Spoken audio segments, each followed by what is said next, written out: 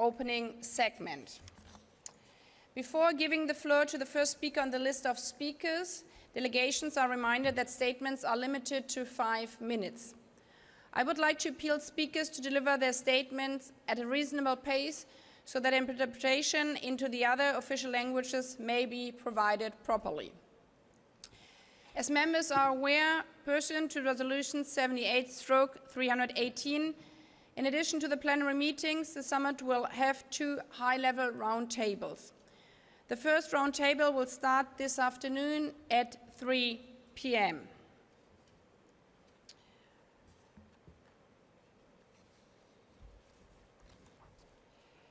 I invite, now my microphone is not, I invite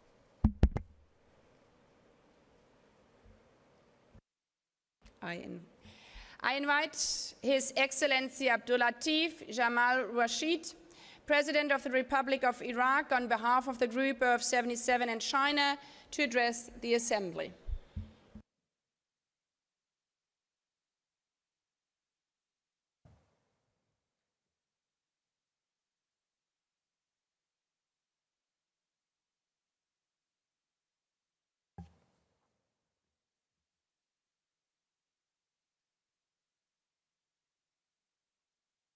Your Excellencies, distinguished delegations, ladies and gentlemen, it's an honor to deliver this statement on behalf of Group 77 and China.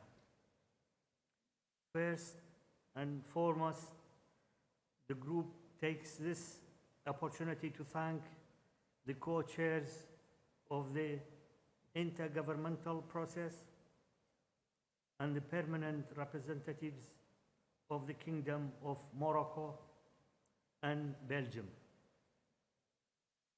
for their leadership, tireless efforts, and thoughtful guidance throughout this process.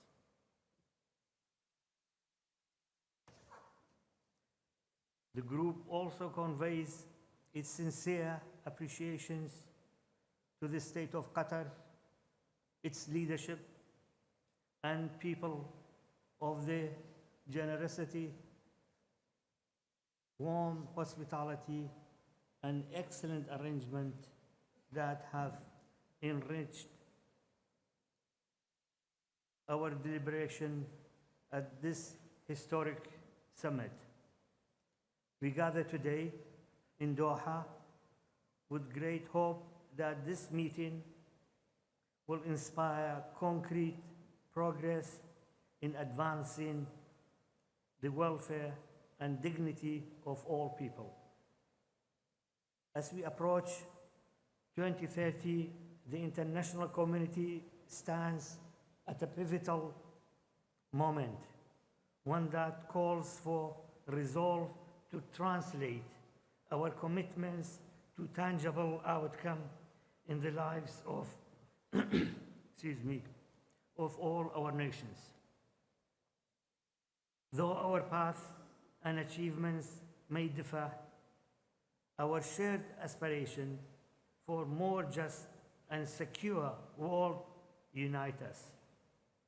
Let us this summit be a step towards a deeper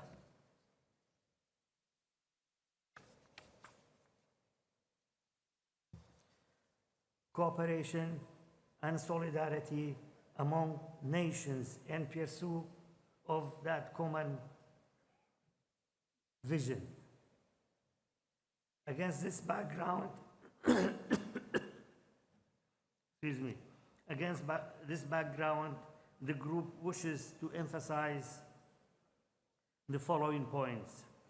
First, we must redouble our collective efforts and place equal emphasis on the 3 pillars of social development to achieve the commitment made 30 years ago.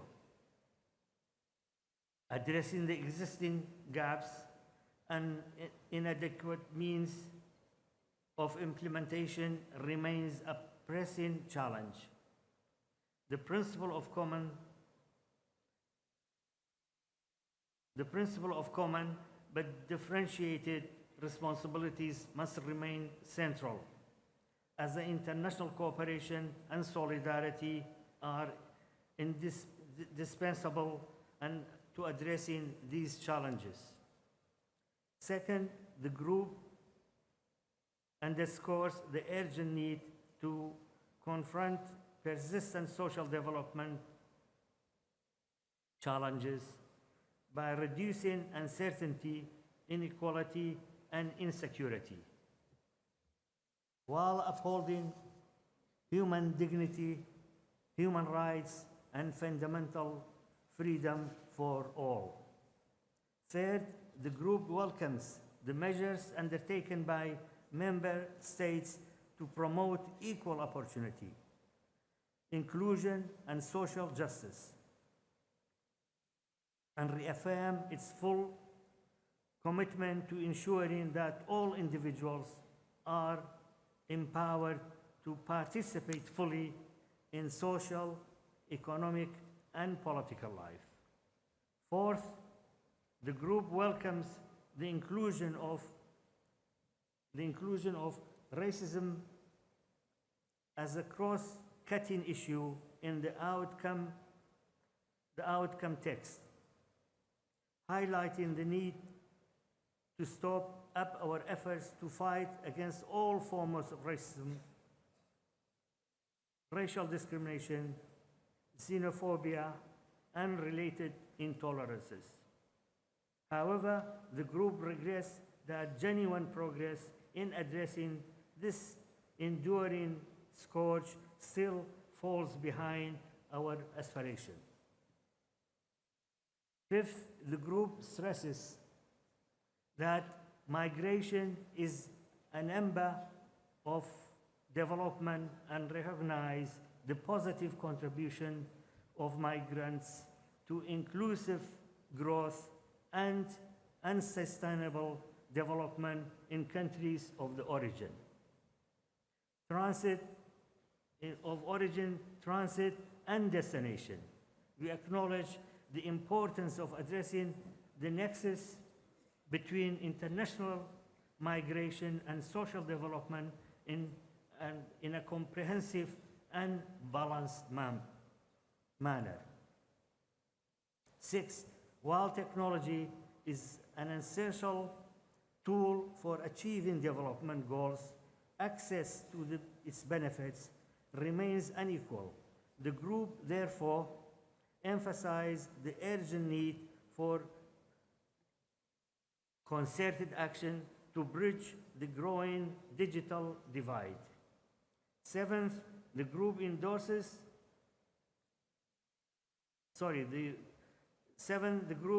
underscores that social development cannot advance while many developing countries continue to face UCM, a unilateral coercive measures, while directly and negatively affect the well-being of their people. The group reaffirms that measures impede in economic and social progress and calls for the complete elimination. In conclusion, the Group 77 and China reaffirms our shared commitment to balancing people at the center of development. Let Doha mark a renewed resolve to act with unity, compassion, and determination so that the promises we make today become a living reality for all. Let us leave no one behind. I thank you for listening to these comments.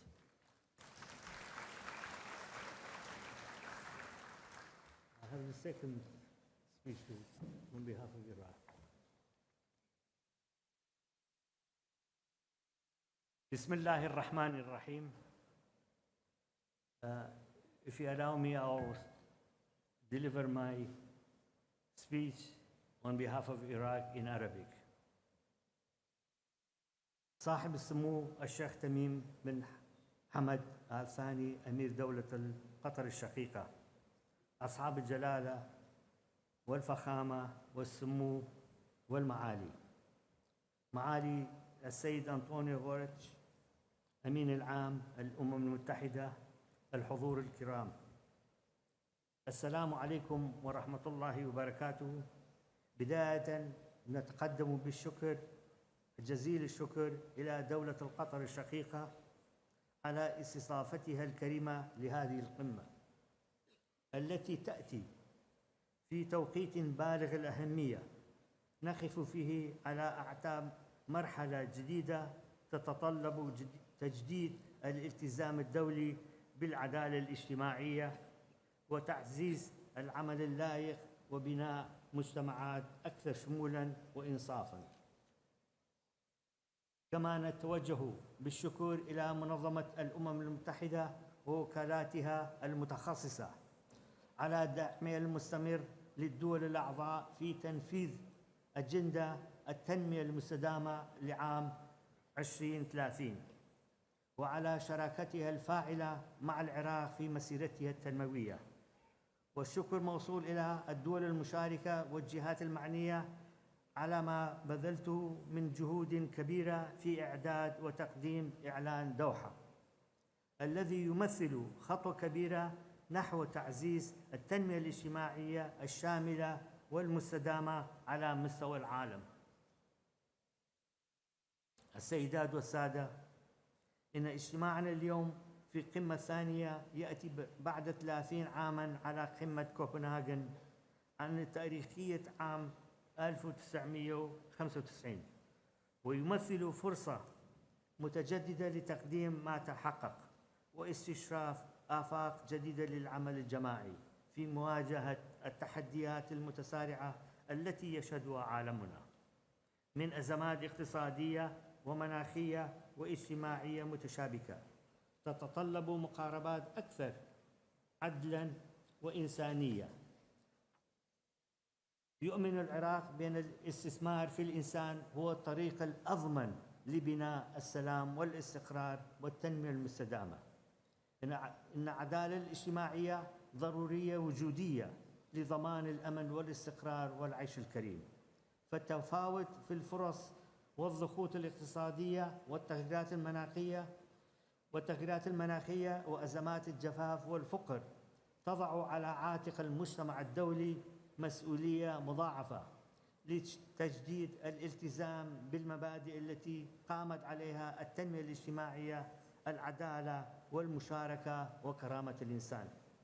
إن العراق بعد عقود من الحروب والإرهاب والتحديات الاقتصادية يسير نحو التعافي والتنمية بالاعتماد على عدد من الخطط الاستراتيجية الوطنية لتحقيق التنمية الاجتماعية التي تعمل على تقليل الفقر وتحسين التعليم والرعاية الصحية وتمكين المرأة والشباب وتعزيز المشاركة الأشخاص ذوي الإعاقة وكبار السن في حياة العامة. وقد حقق العراق خلال السنوات الأخيرة تقدماً مهماً في الإصلاح منظومة الحماية الاجتماعية، فانتقل تدريجاً من النموذج التقليدي القائم على مساعدات إنسانية في أوقات الأزمات إلى نظام أكثر استدامة وعدالة يرتكز على مبادئ حقوق الإنسان والتأمينات الاجتماعية. السيدات والسادة، لقد صادق العراق عام 2023 على اتفاقية منظمة العمل الدولية رقم 102 بشأن حد الأدنى للضمان الاجتماعي، تأكيداً لالتزامه بالمعايير الدولية، وأحرز تقدماً ملموساً في مجال الحماية الاجتماعية خلال السنوات الأربع الأخيرة. فقد انخفضت معدلات الفقر، ما يعكس فعالية الإصلاحات الهيكلية في مجال الحماية الاجتماعية والتنمية المستدامة. كما قمنا بتوسيع قاعدة المستفيدين من برنامج الحماية الاجتماعية بشكل ملحوظ، فقد ارتفع عدد الأسر المشمولة بالحماية الاجتماعية بنسبة 140%.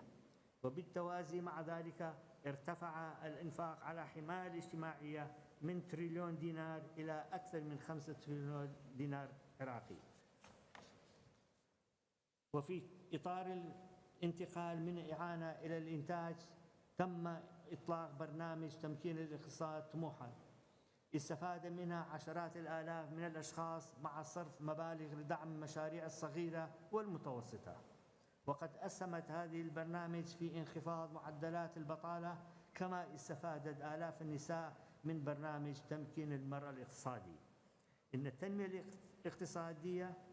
التنمية الاجتماعية مسؤولية جماعية تشمل القطاع الخاص والمجتمع المدني والشباب، سيما بعد دخول العراق الهيئة الديمغرافية سنة 2024، حيث تجاوزت نسبة الفئة العمرية بين 15 عاماً و 64 عاماً نسبة 60% من مجموع السكان. من هنا سعى العراق إلى شركات وطنية وإقليمية ودولية لتعزيز فرص العمل وتطوير المهارات وتحفيز ريادة الأعمال، خاصة بين الشباب والنساء باعتبارهم الثروة الحقيقية لمستقبل بلادنا. يولي العراق أهمية خاصة لقضية التغيير المناخي وتأثيره المباشر على التنمية الاجتماعية.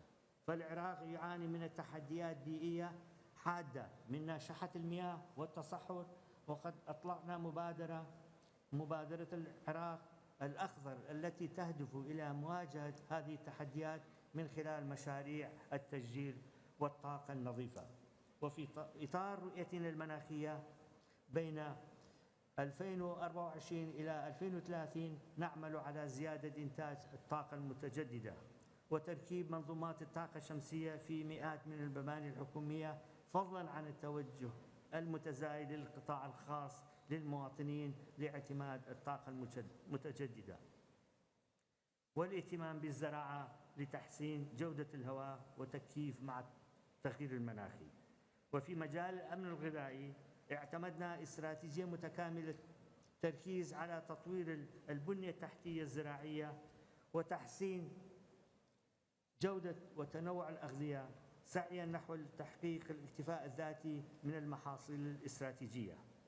نعمل على ربط الحماية الاجتماعية بقطاع الزراعة من خلال دعم المشاريع الزراعية الصغيرة والمتوسطة وتمويل المزارعين بقروض مسيرة من أجل تحديث منظومات الري وتطوير البيئة التحتية الزراعية في الأرياف. نؤمن بأن التنمية الاجتماعية لا تحقق بمعزل عن التنمية الاقتصادية والسياسية والثقافية، لذا فإننا نعمل على تعزيز حكم الرشيد وتعزيز المشاركة الديمقراطية ومحاربة الفساد باعتبارها أسساً ضرورياً لأي مجتمع يسعى إلى تحقيق الرفاه والعدالة. وقد أحرزنا تقدماً مهماً في مجال الحوكمة والشفافية من خلال تطبيق برنامج التحول الرقمي، وأطلقنا السجل الوطني الموحد للحماية الاجتماعية لتوحيد قواعد البيانات وتحسين دقة الاستهداف والقضاء على حالات التكرار والتزوير لضمان وصول دعم للمستحقين فقط. نعمل على تعزيز التعاون مع بلدان الجنوب وتبادل الخبرات الناجحة في مجالات التعليم والصحة والحماية الاجتماعية بما ينسجم مع مبادئ ميثاق الأمم المتحدة. وفي هذا السياق نشير إلى أن العراق اعتمد خطة وطنية للتنمية بين 2024 إلى 2028 واستراتيجية تخفيف من الفقر والرؤية العراق للتنمية المستدامة 2030 والرؤية العراق إلى 2050، كما تم إقرار سياسة التشغيل الوطنية لضمان فرص العمل الكريمة والآمنة للجميع. إن التحديات التي تواجه التنمية الاجتماعية عميقة وتتطلب جهودا مستمرا، فالنزوح والهجرة والأزمات الإنسانية والتغيير المناخي تتطلب جميعا استجابة شاملة ومتكاملة. وقد أنشأ صناديق الإعمار متخصصة لمعالجة هذه التحديات لدعم التنمية في المحافظات ختاماً، إن تحقيق العدالة الاجتماعية ومحاربة الفقر والفساد والقضاء على ظواهر الشاذة في المجتمعات كالفساد والمخدرات وتجارة غير شرعية وغير ذلك من السلبيات ستسهم بشكل مباشر وفعال في محاربة الفقر وترفع مستوى المعيشي لمواطنينا في بلداننا كافة. نؤكد الوقوف العراق إلى جانب المجتمع الدولي في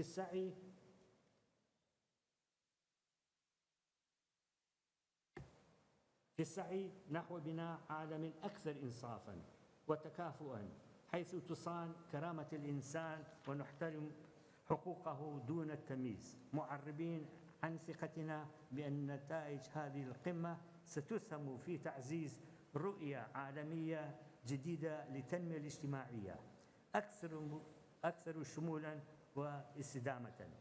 ونجدد شكرنا إلى دولة القطر الشقيقة على حسن الاستضافة، وللأمم المتحدة على جهودها المتواصل، والمجتمع الدولي على التعاون المستمر، آملين أن تعود نتائج هذا الحدث المهم بالفائدة على شعوبنا جميعا. والسلام عليكم ورحمة الله وبركاته.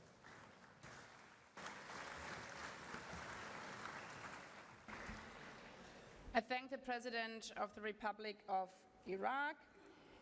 May I remind delegation again that statements are limited to 5 minutes. There's a timer. I invite His Excellency William Samoei Ruto, President of the Republic of Kenya and Commander-in-Chief of the Defense Forces, on behalf of the African Group, to address the Assembly.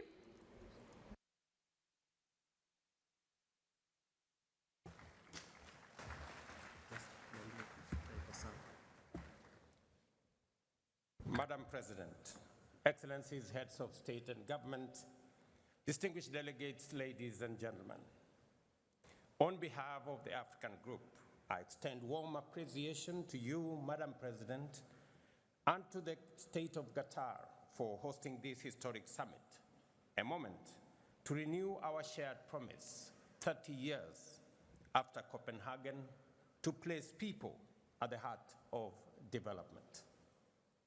We associate ourselves fully with the statement delivered by the delegation of Iraq on behalf of the Group of 77 and China.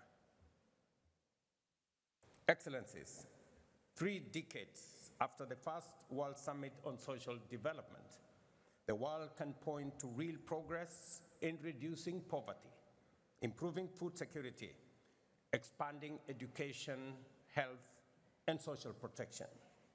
Yet, persistent and widening inequality within and among nations continue to erode these gains. Global systems of trade, finance, and technology remain unequal and exclusionary. Poverty, unemployment, and social exclusion have been and remain the defining challenges of our time. Confronting them is not charity, it is justice for humanity. Across many sub-Saharan and sub-regions in Africa and Western Asia, hunger is rising, growth is slowing down, and vulnerability is deepening. Health and education systems are under strain, and energy deficits hold back opportunity.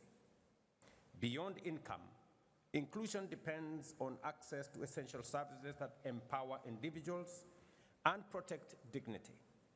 Universal access to affordable and quality health care is not a luxury. It is a right for every human being. Housing insecurity, manifesting through homelessness, overcrowding, and substandard shelter, continue to breed inequality. As housing costs outpace wages, affordable housing must become a cornerstone of social development. Informal and precarious employment remains yet another of the gravest obstacles to stability and growth, particularly in low and middle income countries where millions live close to the poverty line. Ladies and gentlemen, the digital divide is emerging as one of the greatest barriers of our time. access to affordable connectivity, access to devices, and digital skills must become universal. Education must include every learner, empower every teacher, enrich every community, including persons with disability. As Africa, we believe that transforming informal sectors, enhancing productive capacity, and expanding access to global markets requires stronger international cooperation in line with the Addis Ababa Action Agenda and the right to development. We therefore call for comprehensive reform of the international financial architecture to make it fair, transparent, and responsive to the needs of developing nations and its people. We urge decisive action on debt distress and progress towards United Nations Framework Convention on international tax cooperation.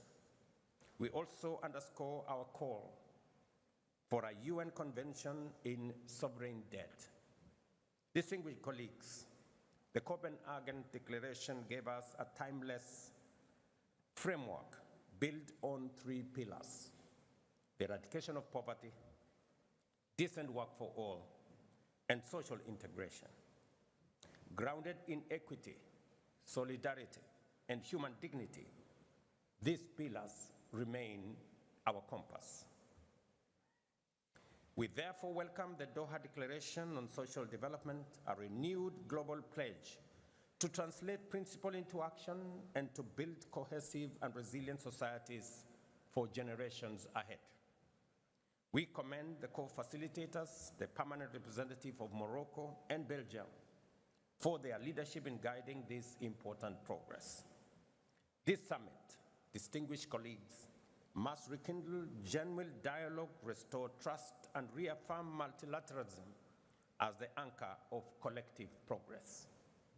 We must amplify the voices of those living in poverty and vulnerability and ensure that developing countries, most of them in Africa, are fairly represented across all multilateral institutions. Accordingly, the African Group reiterates its demand for 2 permanent and 2 non-permanent seats for Africa on the UN Security Council with full rights and privileges. True social development cannot thrive without historical justice and equal representation. The African Union has declared 2025 the year of justice for Africans and the people of African descent through reparations. This is a defining step towards justice and healing for Africa and its diaspora, calling for accountability for the crimes of slavery, colonialization, apartheid, and exploitation that caused lasting human and environmental harm. We also reiterate the importance of the high-level General Assembly meeting in September 2026 to mark the 25th anniversary of the Durban Declaration and Program of Action and invite all partners to support its successful implementation within the second decade for people of African descent. Together, let us envision a future that is inclusive, resilient, and just. A world free of hunger, poverty, disease, racism, and inequality. A world where prosperity is shared, the digital divide is bridged, and trust in multilateralism is renewed. I thank you. Allow me, Madam President, having just addressed this assembly on behalf of the African Group, I now have the honor, with your kind indulgence, to deliver Kenya's national statement. In the years since Copenhagen, the world has made tremendous advances in science, technology, and innovation, transforming lives and transforming economies. Yet amid this progress, poverty, inequality, unemployment, and social exclusion persist, and in far too many places, they have deepened. In Kenya, through our bottom-up economic transformation agenda, we have charted a deliberate roadmap to confront these challenges head-on, and I am proud to share a few of its key highlights. We recognize that education is the most powerful equalizer in society. That is why Kenya has fully transitioned to the competence-based education and training system that emphasizes practical skills, innovation, and lifelong learning. Equally, to make higher education equitable, we introduced a student-centered funding model that guarantees access to quality education for every learner, regardless of their social or economic background. In 3 years, we have hired 76,000 new teachers, a number that will reach 100,000 by January 2026, improving the teacher-to-learner ratio from 1 to 45 to 1 to 29, putting us on course to meet UNESCO's 1 to 25 benchmark by 2027. We have also rapidly expanded technical and vocational training institutions across the country, ensuring that learners gain market-ready skills aligned with the needs of industry and entrepreneurship. Beyond education, we're empowering citizens economically through initiatives like the Financial Inclusion Fund, popularly known as the Hustler Fund. To date, the fund has disbursed Kenya shillings 80 billion, an equivalent of US dollars 615 million, to 26 million Kenyans. It now accounts for more than 9.5 million repeat borrowers, including 5 million individuals who have successfully restored their creditworthiness through consistent repayment, enabling them not only to re-enter the formal credit market, but also access higher borrowing limits and better financial terms. At the same time, together with partners, we are launching programs such as the National Youth Opportunity Towards Advancement Project. Over the next 5 years, it will reach 1 million young Kenyans, training them in skills that are on demand, financing startups, and enabling access to government procurement opportunities. We are equally committed to protecting the most vulnerable members of our society, including the elderly, orphans, widows, and persons living with disability. Through our National Safety Net program, commonly known as Inua Jamii, what began as a modest monthly support to 500 households has now expanded to reach more than 1.7 million families across the country. Madam President, Excellencies, through the Affordable Housing Program, we are delivering much-needed shelter while at the same time creating jobs and fostering inclusion. Today, over 230,000 housing units are under construction nationwide, employing more than 340,000 Kenyans and expanding opportunities for local artisans and small businesses. We are also expanding pathways for labor mobility through bilateral agreements with partner countries, like here in this great country of Qatar, where over 70,000 Kenyan nationals are proudly working and earning a decent living and contributing to inclusion back at home. In just 3 years, over 400,000 Kenyans have secured jobs abroad, sending home remittances that support families and strengthen our economy.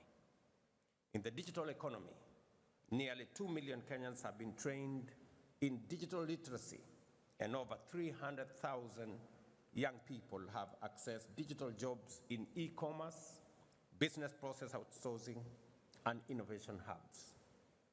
Through reforms in health, ladies and gentlemen, the number of Kenyans with medical insurance has grown from 8 million in 2023 to 27.2 million today, ensuring that no one is denied health due to inability to pay.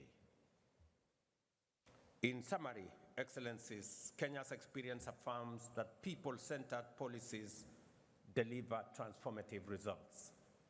Yet, in an interconnected world, national action alone cannot overcome global inequalities. It is therefore incumbent upon us today to stand together with renewed resolve to confront and dismantle the entrenched structures that enable global exclusion and perpetuate inequality. Regrettably, Madam President, I note that this Doha summit convenes at a time when global solidarity is in advancing social development has weakened considerably. 30 years ago, in Copenhagen, the world spoke with one accord and acted with common purpose. Today, however, that sense of shared conviction has significantly dimmed. Faced with new and complex crises, from climate shocks and conflict to unequal trade and debt distress, nations are too often divided by competing interests, inward-looking nationalism, and short-term calculations. We witnessed it in the inequitable distribution of COVID-19 vaccines, in the unmet pledges in the climate finance, and in global systems that privilege power over partnerships. The consensus that once bound us together in Copenhagen is fraying. The world risks retreating into isolation at a time when cooperation should be a priority. Excellencies, as the UN at 80 initiative reforms process unfolds, the time will soon come for all of us to make critical choices about the mandates and structures of the United Nations. In doing so, we must resist the temptation to elevate one pillar of the UN at the expense of others. The United Nations was founded on a holistic vision of delivering global peace and security, human rights, and development. These are the three inseparable, indispensable pillars that together sustain global stability and human dignity. I have no doubt in my mind that while the UN must remain the foremost guardian of global peace, it must also be a catalyst for prosperity and a champion of human dignity everywhere and anywhere. The Doha Summit must therefore renew our shared resolve to act decisively, both as individual nations and as a united global community, to eradicate poverty, create decent work, and advance social inclusion as the surest path towards a world that is truly resilient, inclusive, peaceful, and sustainable. I thank you for your attention.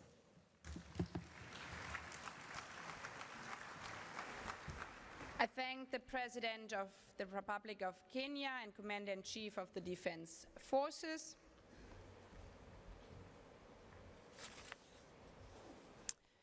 I invite His Majesty King Philippe, King of the Belgians, to address the Assembly.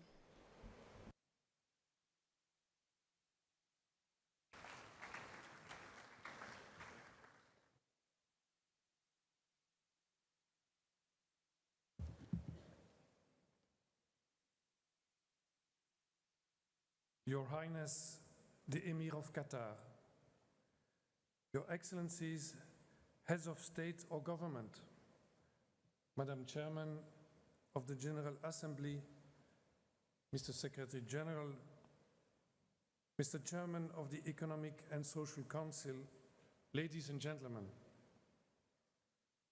30 years after the Copenhagen Summit, we have come together again to work towards a bold vision on social progress, human dignity, and shared prosperity. Social progress is the progress of each and every individual, but also of the society as a whole. A culture of solidarity makes sure that no one is left behind. Civil society, the individual, and the state have to collaborate closely. Each level has to assume responsibility and ensure that the process is inclusive. The state creates institutions to guarantee an equitable distribution of prosperity. Equal opportunities, decent work conditions, and a proper redistribution system are indeed a driving force for prosperity, cohesion, stability, and peace. Ladies and gentlemen, the empowerment of the individual and solidarity go hand in hand. We all have a duty to tackle poverty and inequality in our societies and to break the cycle of deprivation caused by a lack of social justice and by unequal opportunities.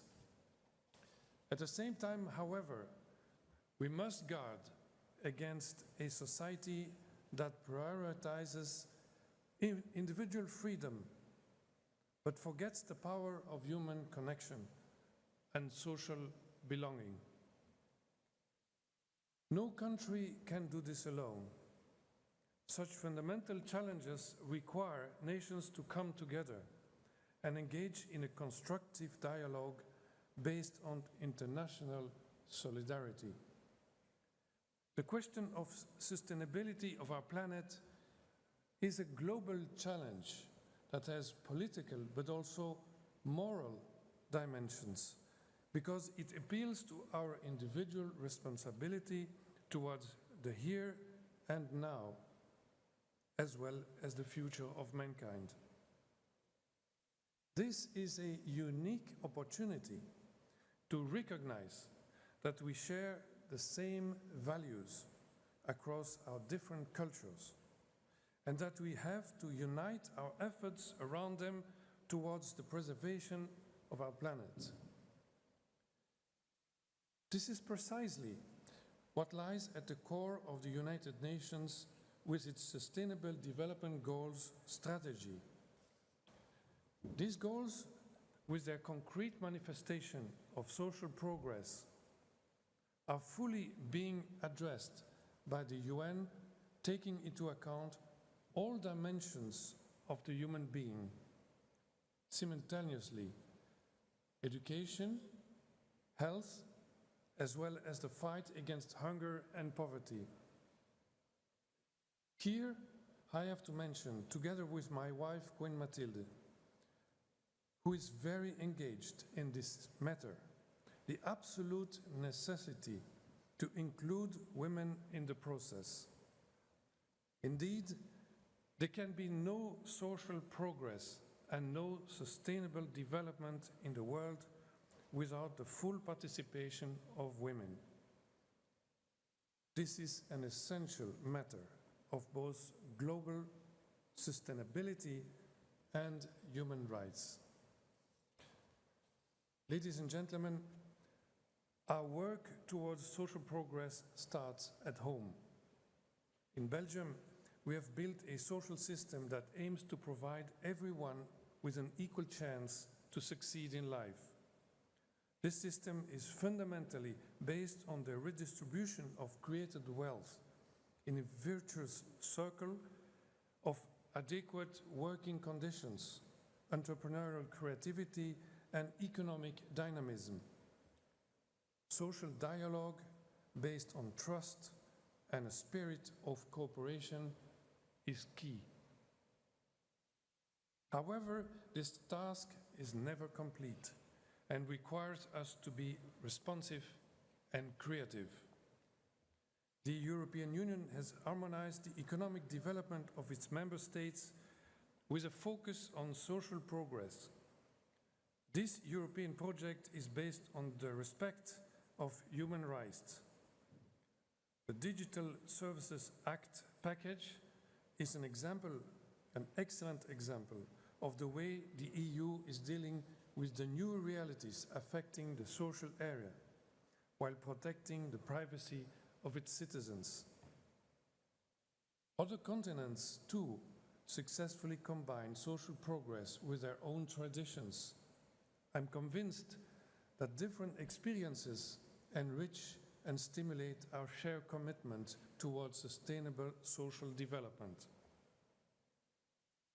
Ladies and gentlemen, let my conclusion be clear.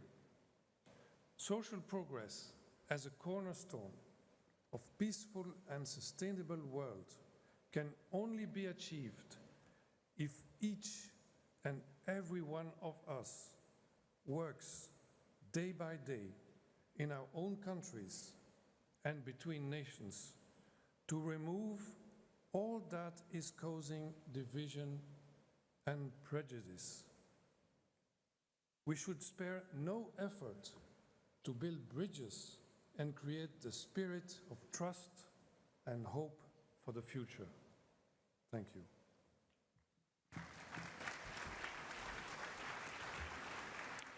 I thank the King of the Belgians. I invite His Excellency Shavakat Mirziyoyev, President of the Republic of Uzbekistan, to address the Assembly.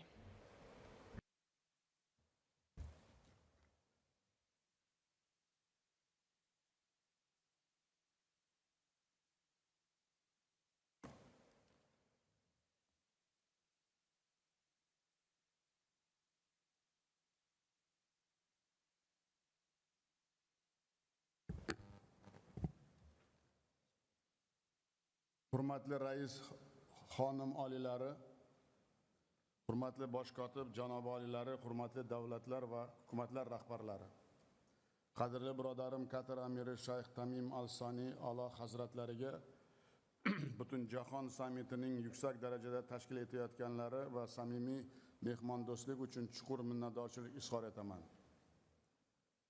Birlashgan Millatlar Tashkiloti bosh kotibi Antonio Guterres janob oliylariga ushbu anjumanni o'tkazishdagi ulkan shaxsiy hissalari uchun alohida tashakkur bildiraman. Global ijtimoiy taraqqiyot uchun muhim platforma bo'lgan sammitning aynan Doha shahrida o'tkazilayotganini katta ramziy ma'noga ega. Qatar davlati so'nggi yillarda ijtimoiy inkluzivlik va jadal taraqqiyotning global markaziga aylanmoqda. Bunday olamshumul yutuqlar bilan Qatar xalqini chin dildan tabriklayman. Bugungi kunda ijtimoiy farovonlikni ta'minlash, aholi turmushini yaxshilash borasida dunyo hamjamiyati va milliy hukumatlar birgalikda harakat qilayotgani e'tiborga molikdir. O'zbekiston barqaror taraqqiyot sari barcha xalqaro hamkorlik formatlari va tashabbuslarini doim qo'llab-quvvatlaydi. Hurmatli xonimlar va janoblar, biz keyingi yillarda yangi O'zbekistonda inson qadri tamoyili ustuvor bo'lgan, ijtimoiy adolat ta'minlangan, ehtiyojmand aholi samarali himoya qilingan jamiyat barpo etmoqdamiz. Bu yo'ldagi qat'iy pozitsiyamiz yangi konstitutsiyamizda mustahkamlab qo'yildi hamda mamlakatning ijtimoiy davlat makoni e'lon qilindi. Avval tarqoq bo'lgan ijtimoiy himoya dasturlari yagona tuzilma ijtimoiy himoya milliy agentligi asosida birlashtirildi. Yangi ijtimoiy himoya modelimiz jamiyatimizning quy bug'uni bo'lgan mahalladan boshlab har bir xonadon va oilani qamrab olmoqda. Oxirgi yillarda kambag'allik darajasi 35% dan 6.6% gacha qisqartirishga erishdik. Bu islohotlarni bundan keyin ham davom ettiramiz. Hurmatli sammit ishtirokchilari, jahonda murakkab iqtisodiy, ijtimoiy jarayonlar kechayotgan hozirgi sharoitda quyidagi takliflarni ilgari surmoqchiman. Birinchidan, kambag'allikka qarshi kurashda xalqaro hamkorlikning yangi bosqichga ko'tarish muhim. Birlashgan Millatlar Tashkiloti ma'lumotiga ko'ra, bugungi kunda dunyoda 1,1 milliard aholi kambag'allikda umr kechirmoqda. Rivojlanayotgan davlatlar ijtimoiy dasturlarga resurslarni keng jalb etish maqsadida kambag'allikka qarshi kurashning yangi moliyaviy arxitekturasini yaratish vaqti keldi deb hisoblaymiz. Bu borada ijtimoiy tengsizlikning kamaytirish, kambag'allikning qisqartirishga amaliy yordam beradigan global ijtimoiy adolat fondini ta'sis etishni taklif etamiz. Ikkinchidan, bandlik masalasini samarali hal etishda yangi zamonaviy mexanizmlarni ishga tushirish dolzarbdir. Xalqaro mehnat tashkilotining hisobotiga ko'ra 2024-yilda global ishsizlik darajasi 5% ni tashkil etdi. Yuqori texnologiyalar, sun'iy intellektning jadal kirib kelayotgani dunyoda millionlab ish o'rinlarining yo'qotilishiga olib kelmoqda. Bunday sharoitda hukumatlar va biznes ijtimoiy hamkor sifatida xodimlarini qo'llab-quvvatlashga katta ahamiyat berishi zarur. Shu munosabat bilan ijtimoiy mas'uliyat va munosib mehnat bo'yicha global tashabbusni ishlab chiqish taklifimizni ma'qullaysizlar deb ishonaman. Uchinchidan, barcha uchun ta'lim imkoniyatlarini kengaytirish orqali ijtimoiy muammolarga samarali yechim topish mumkin. Hozirgi davrda savodsizlikning yillik iqtisodiy zarari 1.4 trillion AQSh dollariga teng deb baholanmoqda. Bu esa yosh avlodning ijtimoiy hayot va mehnat bozorida o'z o'rnini topishini qiyinlashtirmoqda hamda tengsizlikning keskin o'sishiga sabab bo'lmoqda. Biz kecha o'tgan ochlik va qashshoqlikka qarshi kurashish bo'yicha global alyansning ilk uchrashuvi qarorlarini to'liq ma'qullaymiz. Uning kelgusi sammitlardan birini O'zbekistonda o'tkazish va ta'lim masalalarini asosiy kun tartibini sifatida belgilashni taklif qilamiz. To'rtinchidan, mehnat migrantlari va ularning oila a'zolarini tizimli himoya qilish zaruriyati ortib bormoqda. Hozirgi kunda dunyoda 300 milliondan ortiq migrantlar o'zga yurtlarda mehnat qilmoqda. Afsuski, ular haq-huquqlarining buzilish holatlarini ko'proq uchramoqda. Kelgusi yili xalqaro mehnat va migratsiya tashkilotlari bilan birgalikda O'zbekistonda migrantlar va ularning oilalarining ijtimoiy va huquqiy himoya qilish bo'yicha xalqaro forum o'tkazish global dastur qabul qilishni taklif etaman. Beshinchidan, barchamiz iqlim o'zgarishlarining ijtimoiy hayotda ta'sirini yaqqol sezib turibmiz. Ekstremal ob-havo, cho'llanish, bioxilma-xillik yo'qotilishi, eng avvalo zaif qatlamlar, dehqonlar, mavsumiy ishchilar, ekologik murakkab mintaqalar aholisi hayotida salbiy ta'sir ko'rsatmoqda. Iqlim o'zgarishiga qarshi kurashning bandlik dasturi bilan uyg'unlashtirish bo'yicha kompleks choralar ko'rish juda dolzarbdir. Bu borada biz Birlashgan Millatlar Tashkiloti rezolyutsiyasi bilan ekologik innovatsiyalar va texnologiyalar hududi deb e'lon qilingan Orol bo'yi mintaqasida ijtimoiy-iqtisodiy taraqqiyotning yangi modelini ishga tushirish niyatdamiz va bu tajribamiz jahon hamjamiyati bilan o'rtoqlashishga tayyormiz. Hurmatli delegatsiya rahbarlari, bugun biz qabul qilinayotgan qarorlar jahondagi millionlab odamlarga ishonch va umid bag'ishlashi, barqarorlik va farovonlik ta'minlashga salmoqli hissa qo'shishi shubhasiz.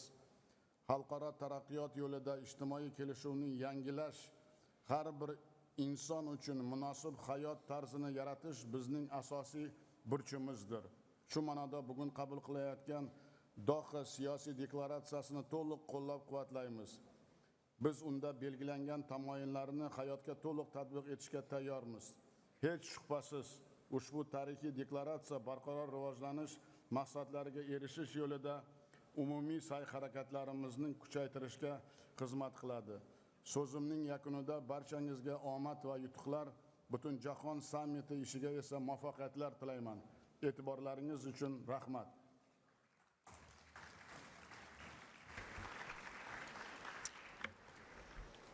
I thank the President of the Republic of Uzbekistan. I invite His Excellency Emomali Rahmon, President of the Republic of Tajikistan, to address the Assembly.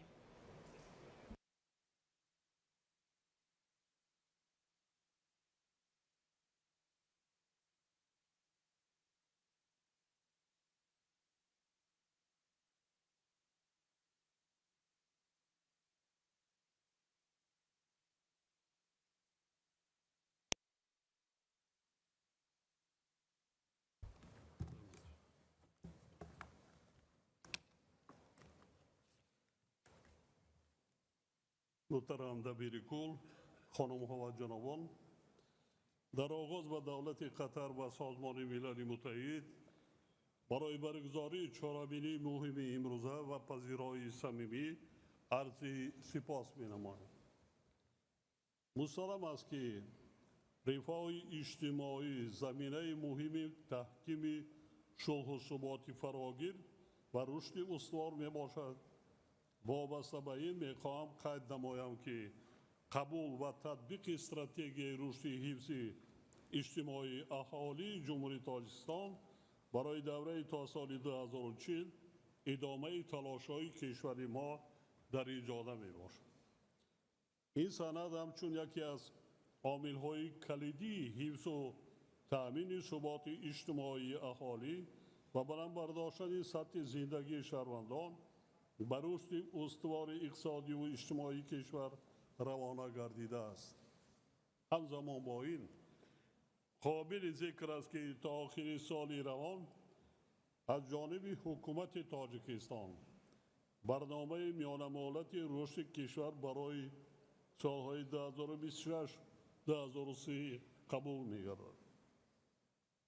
سند مذکور مرحله نهایی استراتژی ملی رشد را برای دوره تا سال 2030 فرا گرفته اهداف آن با هدف‌های رشد استوار هم آهنگ می‌باشد. در زمینه تطبیق برنامه و استراتژی‌های ذکر گردیده کشور ما با تحکیم سرمایه انسانی توسط رشد ساحه‌های معارف و تندرستی توجه مخصوص دائر می‌نماید. در رشد اجتماعی و اقتصادی کشور ما همکاری حکومت با جامعه شهروندی نقشی مهم می‌بازد. در تاجیکستان طی 12 ساله آخر در ساحه‌های گوناگون اجتماعی و اقتصادی بیش از 4 میلیون جای کاری تأسیس و برقرار گردیده است.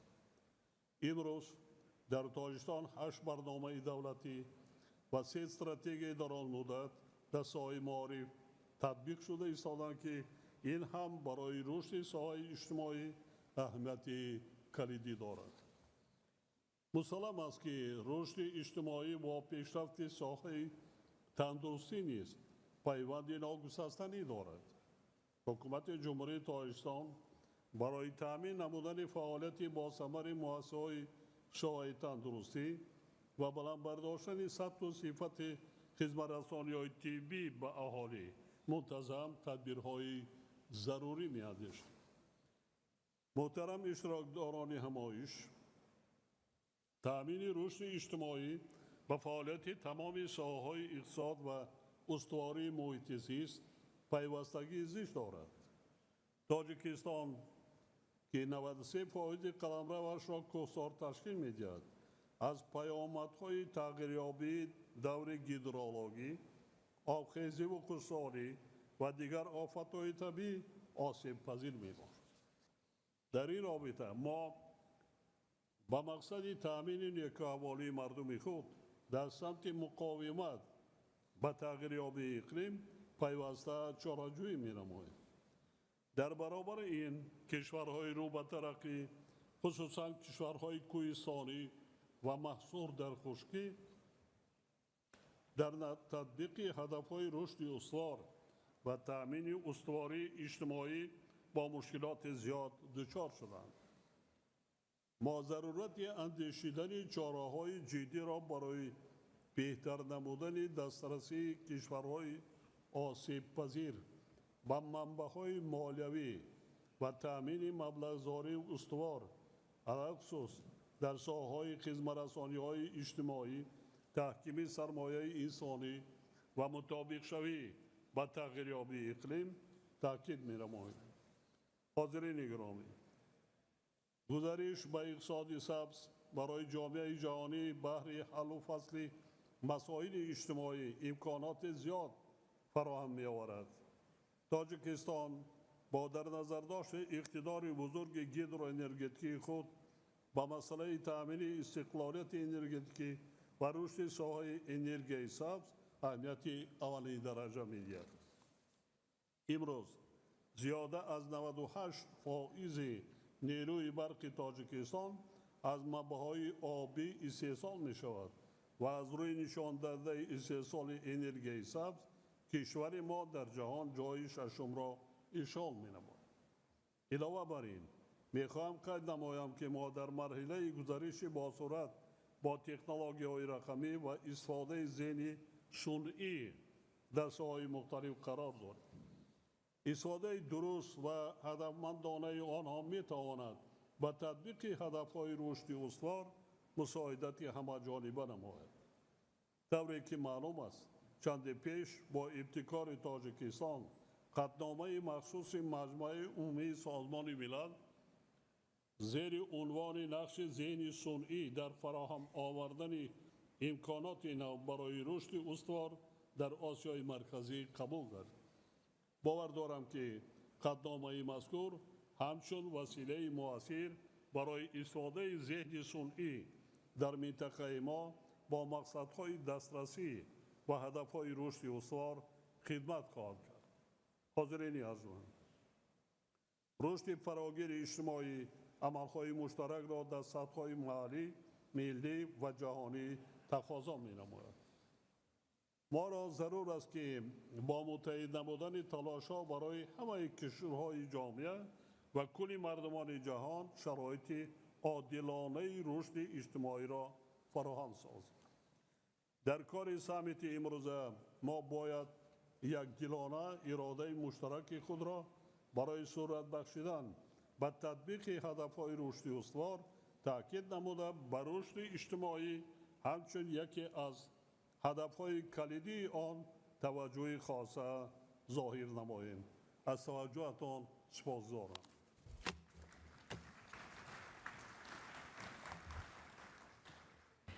I thank the President of Tajikistan.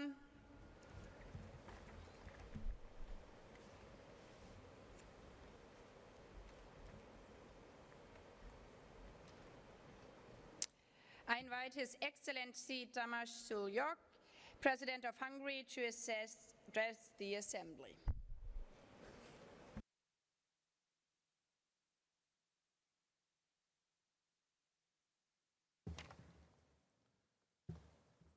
Your Majesty, Royal Highnesses, dear Excellencies,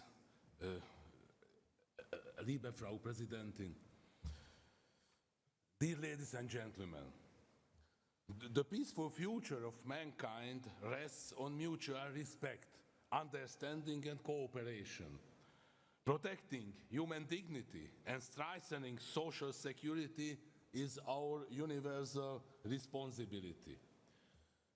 We are living in an age when we are faced with social, economic and demographic challenges in almost every region of the world, and our communities are afflicted by climate change, military conflicts, population decline, or even population explosion. We have to respond to these challenges effectively, both in our societies, on family, community and country level, and through international cooperation. The main precondition of social development is peace. We cannot talk about social welfare in a world torn apart by conflicts when the absence of peace affects the hardest those who are the most vulnerable. That is why it is our basic human obligation to strive for peace and to preserve it. Peace and the rule of law are closely intertwined. Where the law is respected, cooperation will prevail over conflicts. Law plays a very important role in social justice, as equality before law ensures that everyone will benefit from social development.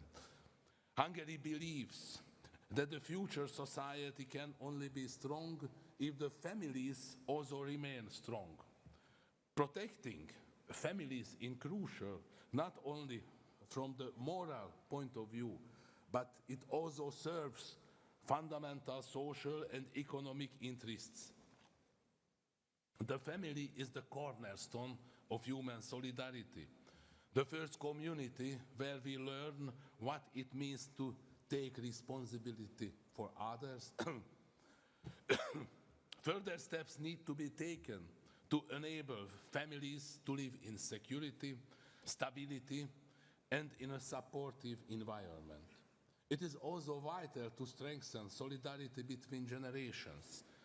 Young people need a future vision and the elderly need security, which is crucial to finding a delicate social balance. The real benchmark of the level of development of a society is best demonstrated by how we treat those who struggle with the greatest difficulties. This is the ultimate test of our respect for human dignity.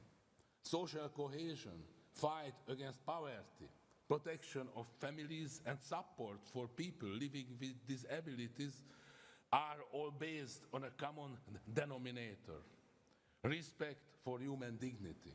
Therefore, social development cannot be measured purely with statistical figures. Hungary is convinced that the true measure of social development is reflected by the opportunities we give our people so that they can live a meaningful and decent life, a life which rests on three pillars: peace, rule of law, and cooperation.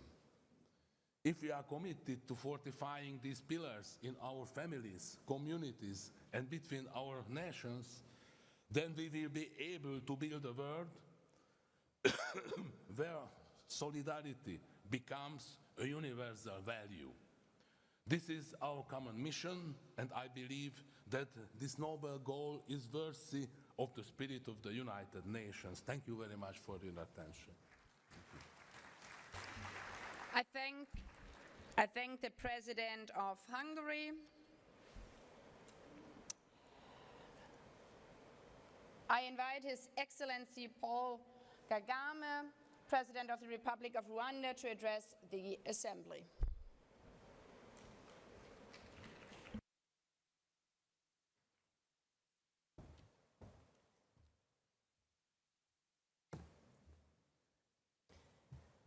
Your Excellency, Sheikh Tamim bin Hamad Al Thani, Amir of